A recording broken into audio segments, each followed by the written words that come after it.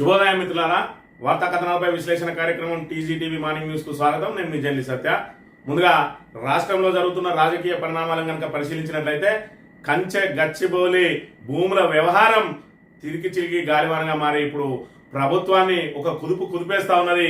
ఇప్పటి వరకు ఆ భూమికి సంబంధించి అది ఫారెస్ట్ భూమి అని, ప్రకృతి విధ్వంసం జరుగుతూ ఉన్నదని, వన్యప్రాణులను కాపాడాలని చెప్పి ఇటు విద్యార్థులు, అదేవిధంగా ఇటు పర్యావరణ ప్రేమికులు, మరోవైపు మేధావులు, అన్ని రాజకీయ రంగాలకు సంబంధించిన ప్రముఖులు కూడా పోరాటం చేస్తూ ఉన్నారు. హెచ్సియు భూములు మరి ఇక్కడ ఏదైతే గతంలో చంద్రబాబు నాయుడు అప్పనంగా ఆయన మిత్రుడు బిల్లీరావు కట్టబెట్టిండో వాటిని ఆ రెండు ప్రభుత్వాలు, అటు కాంగ్రెస్ ప్రభుత్వం వైఎస్ హయాంలో, కాంగ్రెస్ ప్రభుత్వం అదేవిధంగా బీఆర్ఎస్ హయాంలో మరి ఇక్కడ కేసీఆర్ ప్రభుత్వం ఇద్దరు కూడా కోర్టుల ద్వారా వాదించి దాన్ని రక్షించగలిగినప్పటికీ కూడా వాటిని అప్పనంగా రియల్ ఎస్టేట్ కు అప్పగించడానికి రేవంత్ రెడ్డి ప్రయత్నం చేస్తా ఉన్నాడు. హెచ్యూ భూములు హెచ్యూలకే ఉండాలని ఇప్పటి వరకు పోరాటం చేసి దాని వెనుక ఏదైతే ఖచ్చితంగా అది వన్యప్రాణుల సంరక్షణ కోసం, అదేవిధంగా హైదరాబాద్ కు మరి ఇక్కడ లంగ్స్ స్పేస్ గా ఉన్నటువంటి ఆ పర్యావరణం కాపాడాలనుకున్నారు. కానీ దాని వెనకాల పెద్ద ఎత్తున మరి అవినీతి చోటు చేసుకున్నది. 10,000 కోట్ల కుంభకోణం దాగి ఉన్నదని చెప్పి 2 రోజుల క్రితం ఏదైతే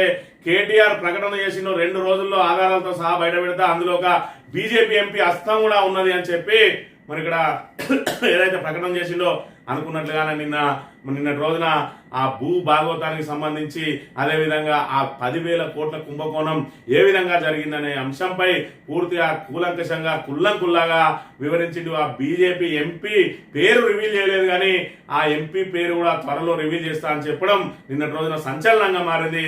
మరోవైపు ప్రభుత్వం మరి ఏదైతే ఆయన చేసిన ఆరోపణ మీద స్పందించకపోగా మరి ఇక్కడ పిసిసి అధ్యక్షుల ద్వారా కౌంటర్ ఇప్పించే ప్రయత్నం చేసింది. ఆ కౌంటర్ కూడా మరి మీ ఆరోపణకు నాదో ఆరోపణ అన్నట్టుగా ఆయన మరి ఇక్కడ ఏదైతే ఆ భూములు మీరే అమ్ముకోవాలని చూసిందని చెప్పి మరి ఆరోపణ చేసింది. కానీ ఆయన ఏదైతే లేవనెత్తిన అంశాలకు సంబంధించి మరి ప్రభుత్వం దగ్గర నుంచి మాత్రం సమాధానం లభించలేదు. ఈ రోజు ఏదైనా దానికి సంబంధించి సమాధానం చెప్తారో వేచుకోవాలి. ముందుగా నమస్తే తెలంగాణ దినపత్రికలోని వార్తలు కనుక పరిశీలించినట్లయితే 10,000 కోట్ల భారీ కుంభకోణం, కంచెగచ్చబౌలి భూముల్లో దేశంలోనే అతిపెద్ద ఆర్థిక మోసం, తెరలేపిన రేవంత్ సర్కార్ సహకరించిన బీజేపీ ఎంపీ, ఆధారాలతో సహా బయటపెట్టిన కేటీఆర్, తనవి కాని 400 ఎకరాలను తనఖా పెట్టిన టీజీఐఐసి, యాజమాన్య హక్కు లేకుండానే 10,000 కోట్ల రుణం ఇప్పించినందుకు దళారీ సంస్థకు 169 కోట్ల లంచం, నిబంధనలన్నీ ఉల్లంఘించి కేసీఆర్ సర్కార్ భూతంత్రం, అటవీ భూములను అమ్మడం చెల్లదని తెలిసి అడ్డదారిలో భూమి విలువను నిర్ధారించడంలో అసలు మతలబు చక్రం తిప్పిన బీజేపీ ఎంపీకి అనుచిత లబ్ధికి ఏర్పాట్లు, హెచ్సీలాగే హెచ్ఎండిఏ భూములపైన అదే sketch, SEBI, RBI, CBC, CBI, ఐఎఫ్సిఐకి ఆధారాలతో సహా మరి ఇక్కడ ఫిర్యాదు చేస్తాం, కేంద్రం వెంటనే భూ కుంభకోణంపై దర్యాప్తు జరిపించాలి, స్పందించకుంటే రేవంత్ తో బీజేపీ కుమ్మక్క అయినట్టే బీఆర్ఎస్ వర్కింగ్ ప్రెసిడెంట్ మాజీ మంత్రి కేటీఆర్ అని చెప్పి అసలేం జరిగింది అని కనుక ఒకసారి పరిశీలించినట్లయితే హెచ్యూకు సంబంధించిన భూములు 400 ఎకరాలను మరి చంద్రబాబు నాయుడు ఏదైతే ఆయన ఉమ్మడి ఆంధ్రప్రదేశ్ లో ఉన్నప్పుడు 2003లో అప్పనంగా 400 ఎకరాలు ఐఎంజీ అనే సంస్థకు బిల్లీరావు కట్టబెట్టిండు. ఆ తర్వాత వైఎస్ వచ్చిన తర్వాత 2006 వరకు కూడా ఆ భూముల్లో ఎలాంటి కార్యకలాపాలు జరగకపోవడంతో ఆ భూముల కేటాయింపులను రద్దు చేసిన తర్వాత బిల్లీరావు కోర్టుకెళ్తే సర్కారు కూడా కోర్టుకెళ్ళింది. ఆ తర్వాత మరి అది సాగుతూ వస్తా ఉన్నది. 2006 నుంచి 2014 వరకు కూడా కోర్టులో ఏ విషయం తెలియలేదు. ఆ తర్వాత 2014లో అధికారంలోకి వచ్చిన మరి ఇక్కడ ఏదైతే కేసీఆర్ సర్కార్ ఉన్నదో ఆ కేసీఆర్ సర్కార్ సైతం అదే విధంగా కోర్టులో మరి ఇక్కడ పోరాటం చేసింది. దాని ఫలితంగా 2024 మార్చిలో దానికి ఫలితం వచ్చింది. అది ఖచ్చితంగా అలా కేటాయింపులు చెల్లవు అని చెప్పి వచ్చింది. ఆ తర్వాత ఆయన సుప్రీంకోర్టు పోయిండు. సుప్రీంకోర్టు కూడా హైకోర్టు తీర్పునే సమర్థించింది. దాంతో ఆ భూములన్నీ కూడా ప్రభుత్వ పరమైనవి. మరి ఏ కారణంతో అయితే భూములను సేకరించిందో ఆ కారణం నెరవేరకపోతే అవి యాజమాన్యానికే చెల్లుతాయి. మరి ఇక్కడ వాస్తవంగా చూసుకున్నట్టయితే 2,300 ఎకరాలకు సంబంధించి 400 భూములు కాబట్టి ఆ 400 భూములు మరి అక్కడ ఏదైతే ఆ స్పోర్ట్స్ అకాడమీకి కేటాయిస్తే ఆ స్పోర్ట్స్ అకాడమీ లక్ష్యం నెరవేరలేదు కాబట్టి అవి హెచ్యూకే చెందాలి న్యాయపరంగా చూసుకున్నట్టయితే. కాకపోతే ఇక్కడ ప్రభుత్వం మొండివాదన చేస్తా ఉన్నది. అది ప్రభుత్వ భూములు, వాటిని మేం కాపాడినామంటాడు. 3 నెలల్లో నువ్వేం కాపాడినావు ఒక మాట అర్థం చేసుకోవాలి. అసలు దీనికి సంబంధించిన తీర్పు రిజర్వ్ చేసి 19 ఏళ్ల కాలం ఒకవేళ ఒక కేసు సాగిందంటే తీర్పు చెప్పడానికి 6 నెలలు వాయిదా ఇస్తారు. మరి ఆ 6 నెలల వాయిదాలో మధ్యలో వచ్చినవి నువ్వు దానికి నేను కొట్లాడినా, నేను సుప్రీంకోర్టులో వేసినా అని చెప్పి మరి ఇక్కడ ఉత్తుత్తి ప్రగల్భాలు కలుపుకుంటా ఈ రోజు ఆ భూములను నేను కాపాడినా అని చెప్పి వాటిని అప్పనంగా రియల్ ఎస్టేట్ కు కట్టబెట్టడానికి ప్రయత్నం చేసిండు. ఇందులోనే అసలు మోసం దాగి ఉన్నదని చెప్పి నిన్నటి రోజున కేటీఆర్ కూలంకషంగా వివరించడం జరిగింది. అసలేం జరిగిందని కనుక ఒకసారి పరిశీలించినట్లయితే 400 ఎకరాలకు సంబంధించి ముందుగా టీజీఐఐసికి ఒక జీవో ద్వారా కట్టబెట్టిండ్రు. దానికి ఏదైతే భూమి బదలాయింపు జరగలేదు, వారికి ఏదైతే టీజీఐఐసి పేరిట రిజిస్ట్రేషన్ చేయలేదు, కేవలం ఒక జీవో ద్వారా టీజీఐఐసికి అప్పగించిండ్రు. దాంతో టీజీఐఐసి ఏం చేసింది అని అంటే మరి ఇక్కడ గజం 28,000 ఉన్నదట. గజం 28,000 అంటే మొత్తంగా 400 ఎకరాలకు సంబంధించి 5,200 కోట్ల ఏదో దానికి మరి ఇక్కడ ప్రభుత్వ దాని ప్రకారం ధర ఉంటే దాన్ని ఏకంగా 30,000 కోట్లకు పెంచేసింది. 30,000 కోట్లకు పెంచేసి మరి ఇక్కడ ఏదైతే ఐసిఐసిఐ బ్యాంకు ద్వారా దానిలో 10,000 కోట్ల రుణం తీసుకున్నది ముందుగా ప్రభుత్వం. ఆ రుణం తీసుకోవడానికి ఒక బ్రోకర్ సంస్థను సంప్రదించి ఆ బ్రోకర్ సంస్థకు 169 కోట్ల రూపాయలను కట్టబెట్టింది. మరి ఒక ప్రభుత్వ రంగ సంస్థ లేదంటే ప్రైవేట్ బ్యాంకుల నుంచి అయినా రుణం తీసుకోవడానికి లంచం ఇవ్వడం ఎందుకని నిన్నటి రోజున కేటీఆర్ గారు అంశాన్ని లేవనెత్తిండు. నువ్వు కమిషన్ అయ్యాను, లంచం అయ్యాను, ఇక్కడ తప్పు జరిగింది కాబట్టి అది లంచం కిందకి వస్తుంది, తప్పు జరగకపోతే కమిషన్ అనుకుందాం. అయినా ప్రభుత్వ భూమి తనఖా పెట్టడానికి మధ్యలో దళారులు ఎందుకు, ఆ దళారికి 169 కోట్ల లంచం ఇవ్వడం ఎందుకు అని చెప్పి ఒక పాయింట్ రేజ్ చేసిండు. అదే విధంగా రెండో అంశాన్ని కనుక చూసుకున్నట్టయితే తర్వాత ఏదైతే తీసుకున్న తర్వాత ఇప్పుడు 400 ఎకరాలను తెగనమ్మడానికి ఆ తెగనమ్మే ప్రక్రియలో భాగంగా ఎవరైతే బ్రోకరేజ్ సంస్థ ఉన్నదో ఆ బ్రోకరేజ్ సంస్థ ద్వారా తన అనుయాయులకు భూమిని కట్టబెట్టడానికి 30,000 మరి ఏదైతే దానికి ఐసిఐసిఐ బ్యాంకు తనఖా పెట్టిన సమయంలో 30,000 కోట్లు విలువ గల భూమి అని చెప్పి ఏదైతే చూపించిండ్రో ఆ తర్వాత దాన్ని తీసుకొచ్చి మరి 75 కోట్లకు ఎకరం చొప్పున కోకపేట భూములు 100 కోట్లు పోయినాయి కాబట్టి మరి 75 కోట్లకి ఒక ఎకరం చొప్పున అమ్ముతామని చెప్పి ముందుగాలు మరి ఇక్కడ నోటిఫికేషన్ రిలీజ్ చేసింది. ఆ తర్వాత దాన్ని తగ్గించి మళ్ళీ 52 కోట్లకు ఎకరం చొప్పున చేసింది. ఆ తర్వాత మళ్ళీ 42 కోట్లకే మళ్ళీ చేస్తామని చేయడం వల్ల మరి ఏకంగా 30,000 కోట్లు ఉన్నది కాస్త మరి ఇక్కడ 16,000 కోట్లకు దిగజారిపోయింది. 16,000 కోట్లలో మరి ఇప్పటికే 10,000 కోట్లు ఆల్రెడీ రుణం తీసుకున్నారు. అంటే మొత్తానికి అప్పనంగా అందులో భూములన్నింటినీ ఎగరేసుకుపోవడానికి పెద్ద ఎత్తున చేతులు మారడానికి అందులో 10,000 కోట్లను కొల్లగొట్టడానికి రేవంత్ రెడ్డి ప్రయత్నం చేసిండు. మరి దీనికి సంబంధించి ఒక ఎంపీ ఏదైతే ఈ బ్రోకరేజ్ సంస్థను తీసుకొచ్చి మరి ఇక్కడ ఏదైతే రేవంత్ రెడ్డికి అప్పచెప్పి మరి ఎఫ్ఆర్బిఎం పరిధిలోకి రాకుండా మీకు లోన్ ఇప్పిస్తా, ఎఫ్ఆర్బిఎం పరిధిలో అంటే మరి ఇక్కడ రాష్ట్ర ప్రభుత్వాలకు ఇంతవరకే లోన్ తీసుకోవాలని చెప్పి ఒక మరి ఏదైతే ఆ రిస్ట్రిక్షన్ ఉంటది ఆ రిస్ట్రిక్షన్ దాటి అంటే ఎఫ్ఆర్బిఎం పరిధిలోకి రాకుండా ఏదైతే ఇప్పుడు కార్పొరేషన్ల ద్వారా టీజీఐఐసి ద్వారా రుణాలు తీసుకున్నట్టయితే అది ప్రభుత్వం నెలకు రాదు, కార్పొరేషన్ రుణాలు అలాగే ఉంటాయి కాబట్టి మరి ఎఫ్ఆర్బిఎం పరిధిలోకి రాకుండా ప్రభుత్వానికి ఆ 10,000 కోట్లు ఇప్పించిండు. ఆ తర్వాత పూర్తి స్థాయిలో ఈ భూమికే ఆ ఎంపీతో కలిసి ఎసరు పెట్టిండు.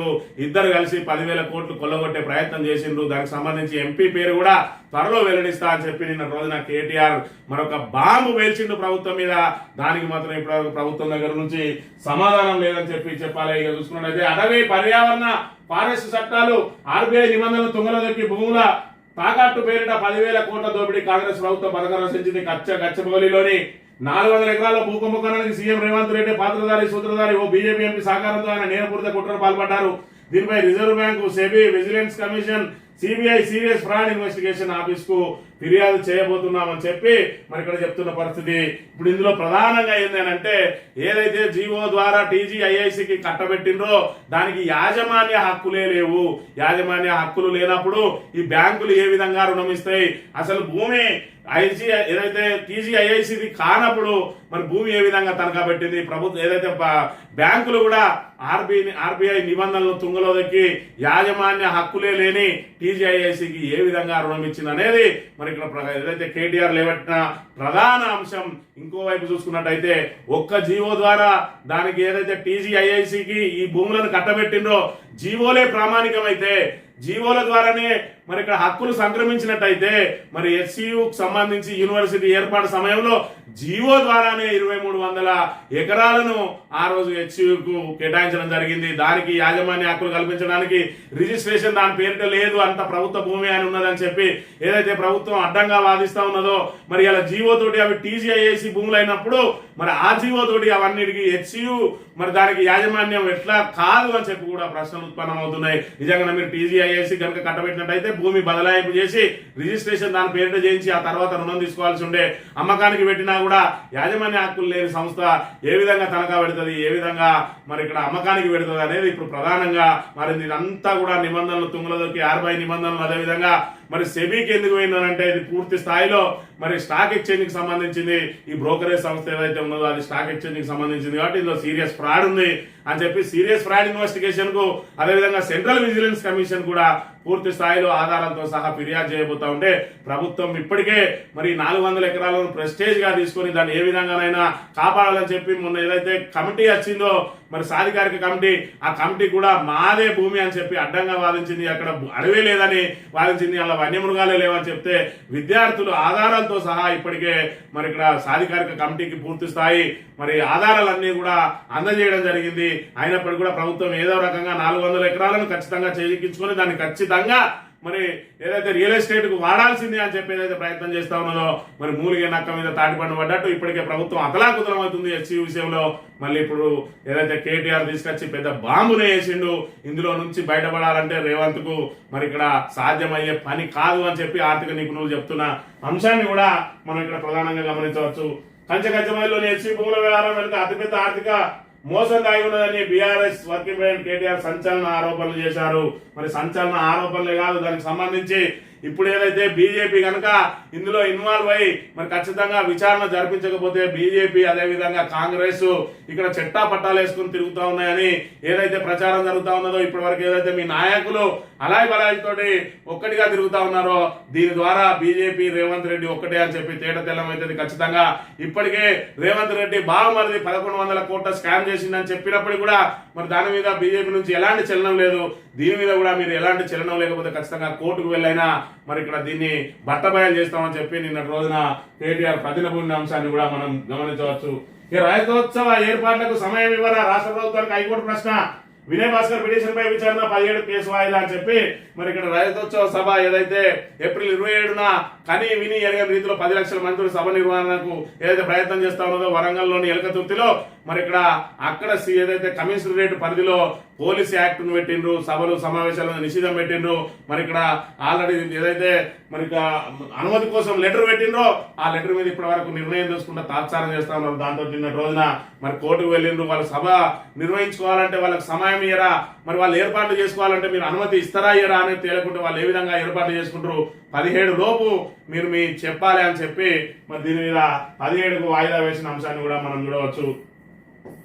ఇక విద్యుత్ డైరెక్టర్ల ఎంపికలో గోల్మాల్, అనర్హులను ఇంటర్వ్యూలకు పిలిచిన ఆయన భారీ మొత్తంలో చేతులు మారినట్టు ఆరోపణలు, నిబంధనలపై కోర్టుకు వెళ్తామంటున్నారు. మరి ఇక్కడ చూసుకున్నట్టయితే ఏదైతే విద్యుత్ కు సంబంధించి డిస్కమ్లకు సంబంధించి డైరెక్టర్లను ఏదైతే నియమిస్తా ఉన్నారో ఇంటర్వ్యూకి పిలిచిండ్రో మరి అవన్నీ కూడా పోస్టులన్నీ ఖాళీ ఉన్నాయి సిఎండ్ఎండితో సహా.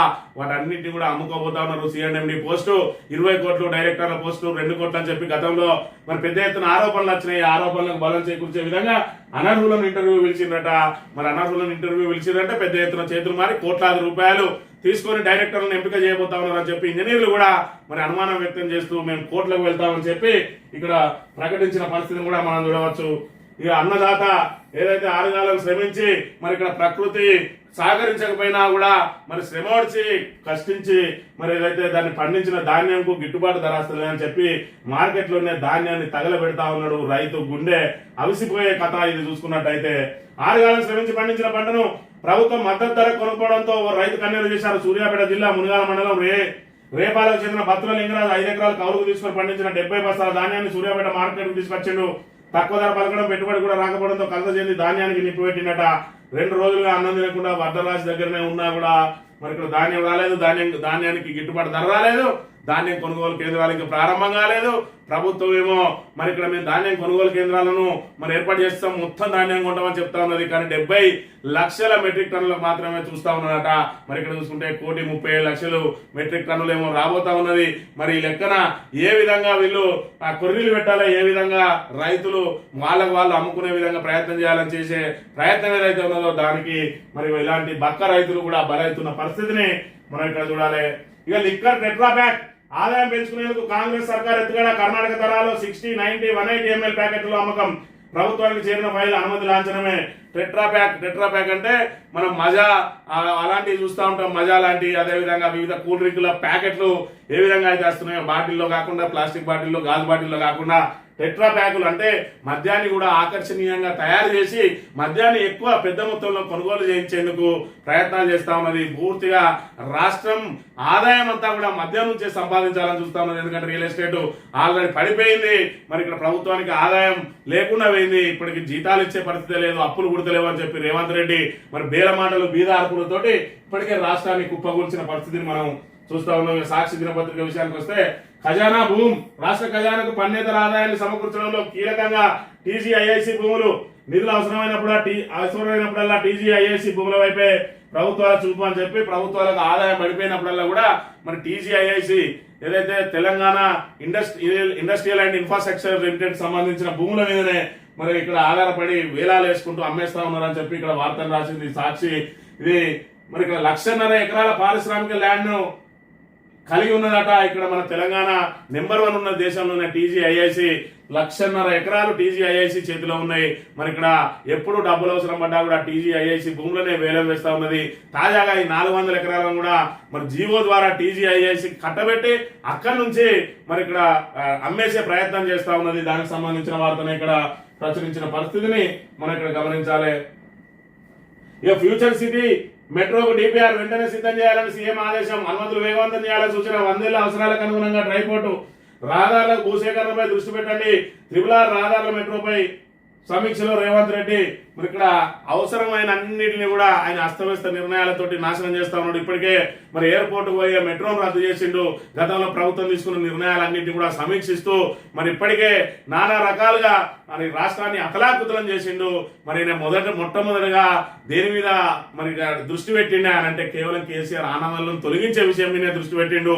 మరి ఇక్కడ ఏదైతే తెలంగాణకు వస్తున్న ఆదాయం ఎంత, మరి ఇక్కడ తెలంగాణ అవుతున్న వ్యయం ఎంత, మనకి ఇప్పటివరకు ఎన్ని అప్పులు ఉన్నాయి, మరి దానికి అప్పులకు వడ్డీలకు మనం ఎంత కట్టాలి, మరి రాష్ట్ర ఆదాయాన్ని ఏ విధంగా పెంచుకోవాలి, మరి అదే విధంగా ఇటు సంక్షేమ పథకాలు ఏదైతే మనం మాట ఇచ్చినామో దాన్ని ఏ విధంగా నెరవేర్చాలి, ఇటు అభివృద్ధిని ఇటు సంక్షేమాన్ని సమపాలలో ముందుకు ఏ విధంగా తీసుకోవాలి, దానికోసం ఆ రాష్ట్ర ఆదాయాన్ని ఏ విధంగా పెంచాలని ఏమాత్రం ఆలోచన లేకుండా టీఎస్ ను టీజీగా మారుస్తూ మరి ఇక్కడ అధికారిక చిహ్నాన్ని మార్చా అని, తెలంగాణ తల్లి విగ్రహాన్ని మార్చా అని చెప్పి ఇక ఈ రకమైన మరి అవిటి మీదనే ఫోకస్ పెట్టింది తప్ప రాష్ట్ర ఆదాయం మీద ఎలాంటి అవగాహన లేదు. అదే విధంగా పాలన మరి ఇక్కడ నైపుణ్యం లేదు. దాంతో ఈరోజు తెలంగాణ ఆర్థిక స్థితి పూర్తిగా దిగజారిపోయింది. ఆఖరికి జీతాలు కూడా ఇవ్వలేని పరిస్థితిలో ఉన్నాం. నాకు ఎవరు అప్పులు ఇస్తలేరని కూడా ఆయన అరుస్తున్న అరుపులను కూడా చూస్తూ ఉన్నాం.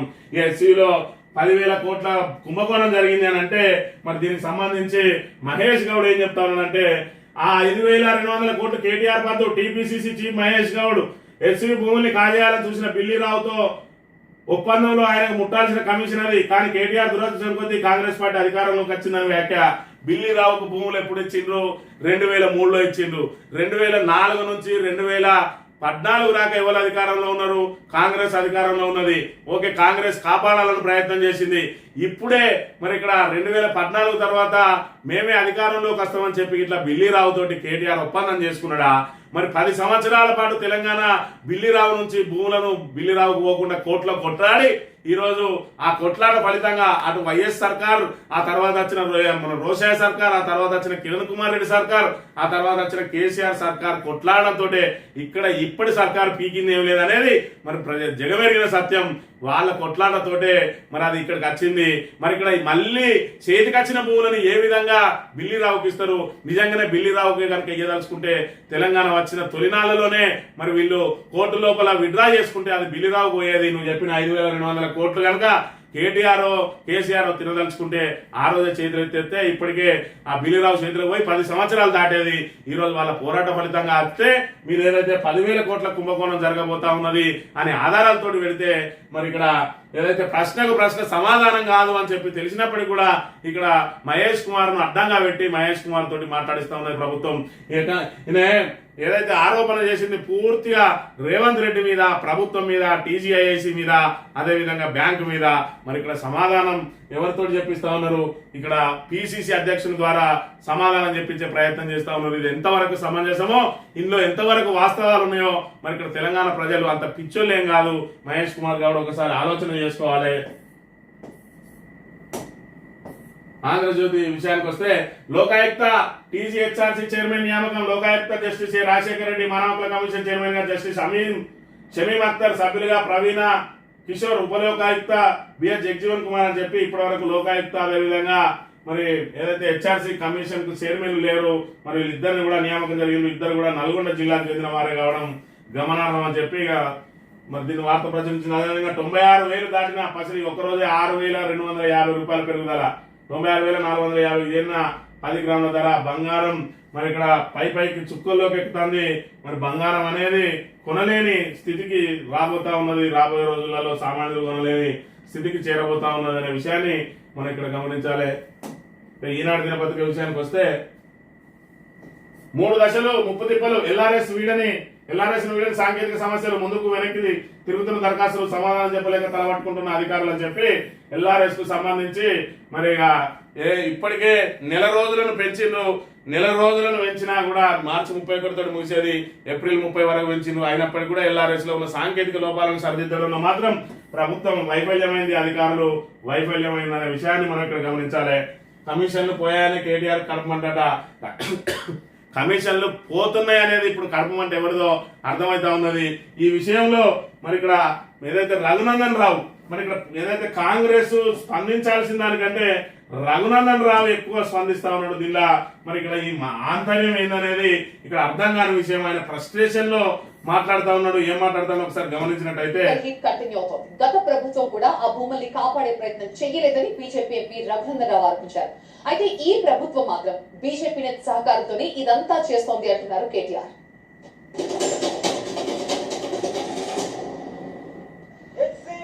రక్షించమని 2022లో రాసింది. ఏం చేసిరు? 23 దాకా ఉన్నారు లేదా? ఎందుకు భూమిని ఎలిమినేట్ చేయలేదు? టిఆర్ఎస్ నో లోకస్ట్ అండి. ఇంత మాట్లాడితే రఘునందన్ కాంగ్రెస్ కి సపోర్ట్ చేస్తున్నారని మాట్లాడతారు కొంతమంది. అరే ఈ భూములకి ధర్మేంద్ర ప్రధాన్ దగ్గర కంప్లైంట్ ఇచ్చినాం, మా ఎంపీలకు ఇచ్చినాం. ఈ భూములను కాపాడమని భూపేంద్ర యాదవ్ పర్యావరణ మంత్రి దగ్గరికి మేము పోయినాం. ఉద్యోగాల లెక్క కాగితాలు పట్టుకొని వచ్చి మీడియా ముందుకు వచ్చి మేము కాపాడమంటున్నాం, మేము కాపాడు.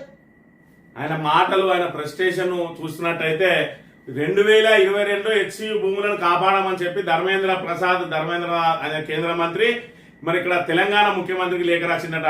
2022 వరకు ఆల్రెడీ కాపాడడం కోసమే కోట్లలో కొట్లాడుతా ఉన్నారు. నువ్వు లేఖ రాసేదేంది, నువ్వు కాపాడమనేది ఏంది, బీఆర్ఎస్ ఇడిచిపెట్టింది ఏంది?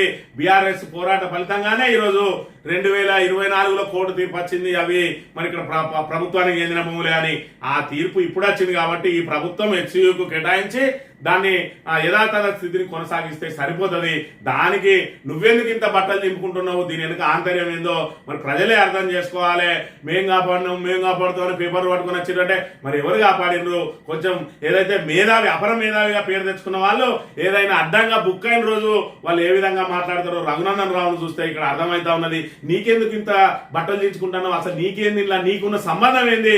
మరి ఇక్కడ ఏదైతే వీళ్ళు ఆరోపణ చేస్తా ఉన్నారో ఆరోపణలు చేసే ఎంపీవి నువ్వేనా ఏంది? మరి ఇంత ఫ్రస్ట్రేషన్ గా మాట్లాడుతా ఉన్నావు, నీకేం సంబంధం? 2022లో మరి ఇక్కడ ధర్మేంద్ర ప్రసాద్ ఏదైతే పంపిండో దాని ద్వారా మరి బీఆర్ఎస్ ఇడిచిపెట్టింది ఎక్కడిది? బీఆర్ఎస్ ప్రభుత్వం ఎక్కడ ఇడిచిపెట్టింది? నువ్వు లేఖ రాసి మీకు పెద్ద మొగోని అనుకుంటే మరి ఇక్కడ వాళ్ళు కొట్లాడిన వాళ్ళు కొజ్జగాళ్ళు అవుతారా? నీ అసలు లేఖలు పట్టుకొని మీడియా ముందుకు వచ్చి మాట్లాడు. నీ మాట ప్రకారమే మేము కొట్లాడతాం అంటాడు. కొజ్జోడు అవుతాడో నువ్వే ఆలోచన చేసుకోవాలి. రఘునందన్ రావు అని తెలుపుతూ ఇది ఈరోజు మార్నింగ్ న్యూస్. తిరిగి రేపు వెళ్తాం. Thank you very much.